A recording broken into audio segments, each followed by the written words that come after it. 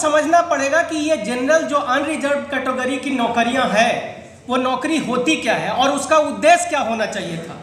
जो general category की नौकरियां हैं आज के तारीख में 40.5% के आसपास ये नौकरियां हैं जो जनरल कैटेगरी के लोगों को दिया जाता है। और इससे एक्सपेक्टेशन क्या होनी चाहिए इस देश को कि वो लोग जो हमारे समाज के मेधावी छात्र हैं वो छात्र जब सरकारी नौकरियों और सरकारी जिम्मेदारियों में जाएं तो इस देश में जाति नामक जो जहर है उस जहर को खत्म करना उनका उद्देश्य होना चाहिए था, लेकिन इसके विपरीत हुआ। ये जो 40% आज के तारीख में 2019 से पहले ये लगभग 50% था, तो जो 40.5% लोग जो जनरल कैटेगरी जिसमें कि हम लोगों ने अपना योगदान दिया, अगर 2011 के आप जातिगत जनगणना को आधार मानेंगे तो उसमें हमारा जो एससी समुदाय का जो जनसंख्या है 17.5% आबादी है और 15% रिजर्वेशन मिलता है, और ये 2011 की जाति जनगणना के अनुसार मैं बात कर रहा हूँ। तो इसका मतलब 2.5% हम लोगों ने हर साल दिया जनरल कैटेगरी में। इसका मतलब 2.5 लाख हमारे बच्चों की नौकरियां हमने किसको दे दिया? जनरल कैटेगरी के लोगों को दे दिया। एसटी समाज की अगर हम लोग बात करें तो 8.5% और उनको 7% मिलता है। इसका मतलब उन्होंने भी 1 लाख बच्चों की नौकरी अपनी काट करके जनरल कैटेगरी में डाला। अगर ओबीसी समाज की बात हम करें और बिहार की जाति जनगणना को हम लोग आधार मानते हैं तो ओबीसी की आबादी लगभग 63% है।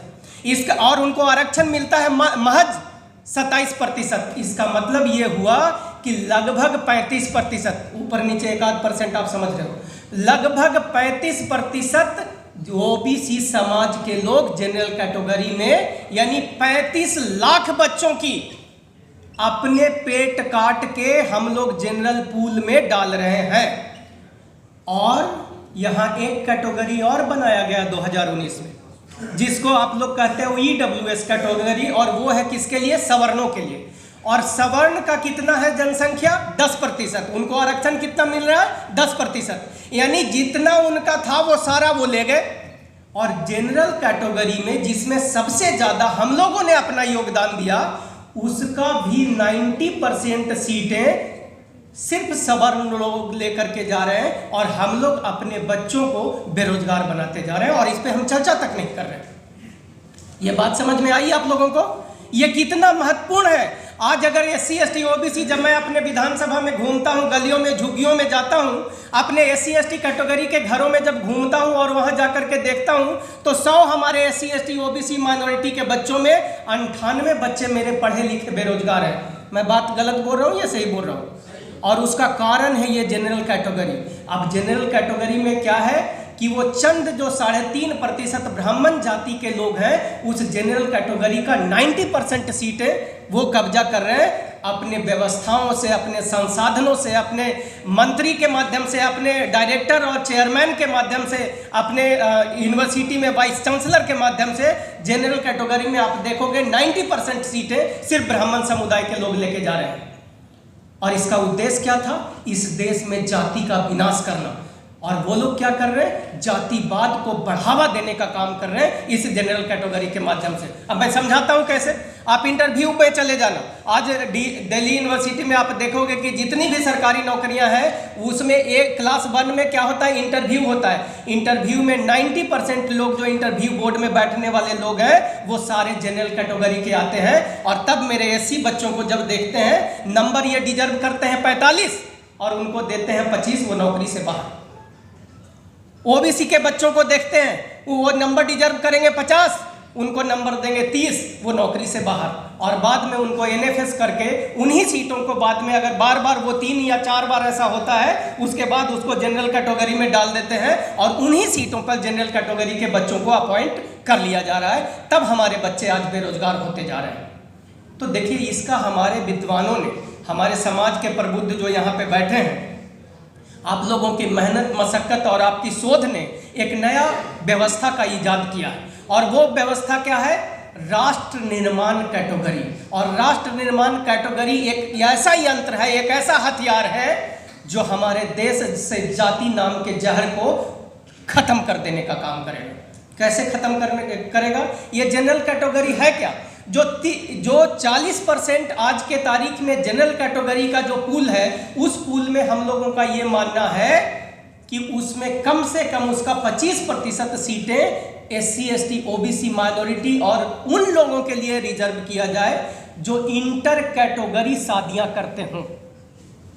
ये बात समझ में? कोई SC का बच्चा कोई OBC से शादी कर ले तो उसको माना जाएगा राष्ट्र निर्माण कैटेगरी का वो हिस्सा होगा, और जब आने वाले समय में नौकरियां निकलेगी तो इस बच्चे को आरक्षण या रिजर्वेशन दिया जाएगा और उसको उसके आधार पर नौकरी दी जाएगी। एक इकोनॉमिक्स का एक थ्योरी है और फंडामेंटल जो है, जो कहता है कि incentive attracts human beings, people. लोगों को अगर इंसेंटिव दोगे तो उसको वो अट्रैक्ट करता है। अब मैं आपको बताता हूं कि सरकारी नौकरियों की मैं बात क्यों कर रहा हूं। आपको जब 7th पे कमीशन को देखोगे तो उसके अनुसार ये बात पता चल गया कि इस देश में लगभग 32 लाख लोग जो हैं वो सरकारी नौकरी सेंट्रल गवर्नमेंट में करते हैं। ये 7th पे कमीशन का रिपोर्ट है, ये मैं नहीं कह रहा हूं, ये डाटा परफेक्ट है, आप लोग बाद में चेक कर सकते हैं। उसके बाद मैं आपको बताता हूं बिहार की जाति जनगणना को अगर आप लोग आधार मानेंगे तो बिहार में लगभग 20 लाख के आसपास स्टेट गवर्नमेंट के एम्प्लॉय हैं, और बिहार जैसे भारत में लगभग 20 ऐसे स्टेट हैं जहां की लगभग 20 लाख के आसपास व्यक्ति है जो सरकारी नौकरी करता है स्टेट गवर्नमेंट में। यानी मिला जुला के 4 करोड़ आपका स्टेट गवर्नमेंट में हो गया, 32 लाख ये हो गया, यानी टोटल नौकरियां 4 करोड़ 32 लाख हो गया। और 4 करोड़ 32 लाख में अगर एक व्यक्ति की उम्र मान लो 30 साल नौकरी करने का है तो एक साल में लगभग 14 लाख लोग जो है सरकारी नौकरियों से सेवानिवृत्त होते हैं, और जब सेवानिवृत्त होते हैं इसका मतलब उतने लोग अपॉइंट भी होते हैं। तब हम कह रहे हैं कि वो 14 लाख में अगर 25% लोगों को हम लोग राष्ट्र निर्माण कैटेगरी से अगर हम लोग अपॉइंट करना शुरू कर देते हैं, इसका मतलब लगभग 25% 14 का कितना हो गया? 3.5 लाख। और आज के तारीख में बेरोजगारी का ये आलम है। मैं कल सुन रहा था एक माननीय जातिवादी सांसद से, वो लोकसभा में बता रहे थे कि बेरोजगारी का आलम ये है कि अभी D ग्रेड की नौकरियां निकली थी लगभग 60,000 रेलवे में, और उस 60,000 नौकरियों को फिल करने के लिए 2.5 करोड़ बच्चों ने हमारे अप्लाई किए। उसको मैंने कोशिश किया कि एक सीट पे कितना आता है, तो लगभग 300 से 400 के बीच बच्चे एक सीट पे अप्लाई करते हैं। इसका मतलब अगर 25% जिसको कि हम लोग कह रहे हैं कि जो राष्ट्र निर्माण कैटेगरी से आएगा, तो आप समझना कि एक कितना बड़ा फौज होगा जो जाति जहर को खत्म करने का काम करेगा। तो अगर 14 लाख का 25% का मतलब 3.5 लाख, 3.5 लाख सीटों की वैकेंसी अगर एक साल में निकलेगी, और एक सीट पे अगर 100 बच्चा भी हमारा उस एग्जाम में बैठने के लिए तैयारी करेगा या उस नेशन बिल्डर कैटेगरी में आने का प्रयास करेगा, इसका मतलब ये हुआ कि एक साल में 3.5 करोड़ ऐसे लोगों की फौज तैयार होगी जो जात पात में विश्वास नहीं करेगा, जो SC ST OBC में विश्वास नहीं करेगा। उसको वो किस बात में विश्वास करेगा कि भाई, और जो जैसे अभी मेरे एक भाई मुझसे पूछ रहे थे कि वो बाप माई अलाउ करेगा क्या इस तरह के शादी को, तो तब मैंने आपको यहाँ पे बता दिया कि ये जो थ्योरी है कि इंसेंटिव जो है लोगों को प्रभावित करता है। और आप लोगों को मैं बता दूं कि सबसे पहले वो माँ बाप अपने बच्चों को विजातीय शादी या गैर कैटेगरी में शादी करने के लिए प्रेरित करेंगे कि बेटा शादी कर ले, तो कम से कम या तो तुम्हारी चाहे तुम्हारी बहू को नौकरी मिल जाएगी तो हमारा परिवार बढ़िया चल जाएगा। इस बात से आप लोग एग्री करते हो या नहीं करते हो? तो इसका लाभ मिलने वाला है हमारे परिवार को और हमारे समाज को।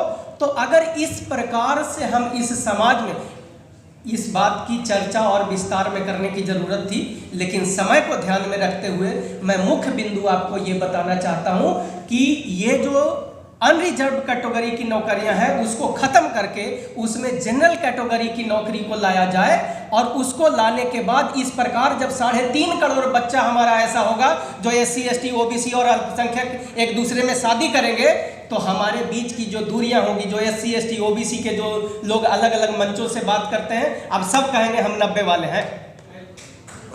और तब मैं डायमंड परिवार से बिलोंग करता हूं। अब SC ST OBC को हम लोग SC ST OBC नहीं कहते हैं, हम डायमंड कहते हैं। हमने कहा कि शूद्रों ये ब्राह्मणों द्वारा दिया हुआ नाम है, उनका नाम उनको मुबारक, हम तो डायमंड हो गए।